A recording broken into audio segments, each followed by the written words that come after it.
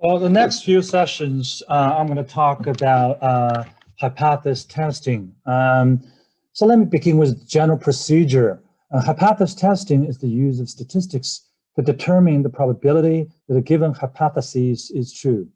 The usual process of hypothesis testing consists of four steps. Step one is to formulate the non-hypotheses. Usually in the non-hypothesis, we're going to say, well, there is no association going on.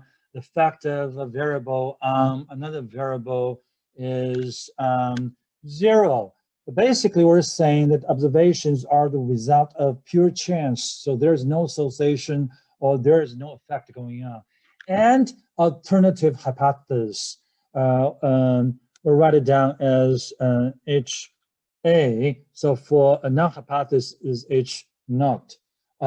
Commonly for the non-hypothesis, we're going to have something like the observations show a real effect combined with a component of chance variation. So there is some association going on. The effect does exist. And in general, in a majority of cases, we want to have the hypothesis, the alternative hypothesis to hold. And a lot of times we want to reject the non-hypothesis, but that is not always the case. Sometimes we want to have the non-hypothesis to hold, but really we need to let the evidence speak instead of our preference. Step two is to identify a test statistic that can be used to assess the truth of the hypothesis. So we begin with a sample statistic. Sometimes could be a measure of association. Sometimes it is a regression coefficient. We want to link that to a test statistic. So it could be Z, could be T, could be F, could be chi-square, things along that line. Then we can use that transformed test statistic to assess the non-hypotheses. Okay, and step three is we're going to compute the p-value, which is the probability that a test statistic, at least as significant as the one observed, will be obtained using, assuming that the non-hypotheses were true. So we begin with an assumption that the non-hypotheses were true. Then we're going to calculate the p-value, which is the probability that a test statistic, at least as significant as the one observed, would be obtained. Okay? The smaller the p-value, the stronger the evidence against the non-hypotheses. So, okay, step four is to compare the p-value to an acceptable significance value alpha, sometimes called an alpha value. And a lot of times the alpha is set to 0.05. In fewer cases is set to 0.10. And there is some discussion in the field of statistics and data science that we need to largely improve the threshold. That is, we're going to make it even much smaller to make our evidence stronger. Okay, but that's a side note. So if the p-value is smaller or equal to alpha level, then the observed effect is considered to be statistically significant, and a non-hypothesis is ruled out, and an alternative hypothesis is valid. The alternative hypothesis is valid. So let's and talk about a scenario in categorical and limited response variable models. So for test of individual coefficients, if the noun is true, usually there's no association going on.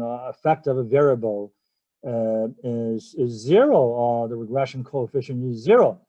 So if the noun is true, then the ML estimators are, it follows. So the beta K hat follows a set asymptotic normal distribution. So A here refers to asymptotic.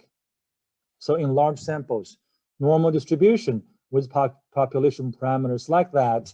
And if none is true, a lot of times this number is going to be equal to 0, but not necessarily. It really depends on the kind of noun values specified in the noun hypotheses. Then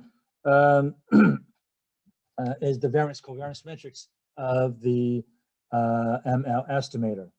Okay, and we can use that result to conduct our hypothesis testing. So, for example, consider this noun hypothesis beta k equal to 0. Okay, then we're going to use, let's say, the maximum likelihood estimates beta k hat and sigma hat for beta k hat. So we're going to calculate a z statistic, right? If the noun hypothesis states that in the population, the parameter beta k, okay, is 0, then we're going to use ML estimator minus the value specified in the noun, then divided by the estimated standard error of beta k hat. What we'll get? Well, asymptotically, we'll get a z statistic, right? Because of the result of ML estimator here, following a normal distribution, right?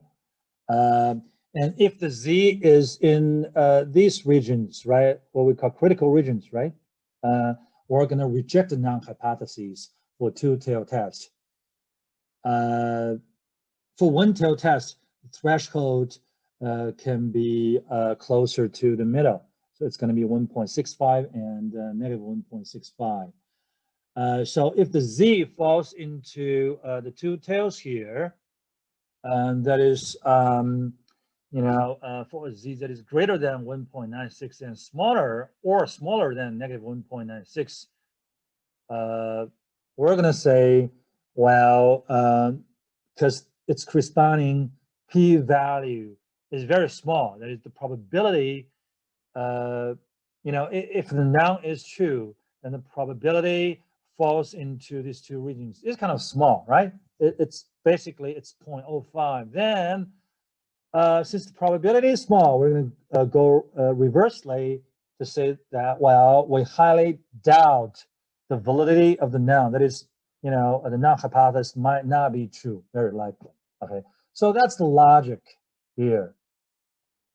Okay, so if the noun is true, then we're going to look at the z distribution, right? We turn, the statistic, sample statistic, in this case, that is beta k, right, hat into z statistic.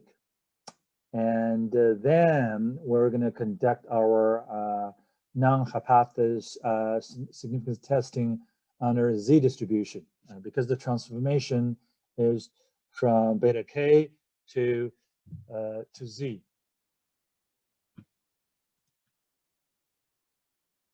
Okay, and z is sometimes considered to have an asymptotic t distribution.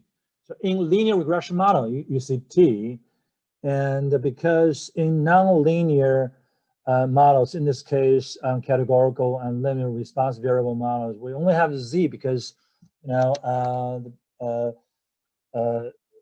estimators follow, asymptotic normal distributions. So we use z.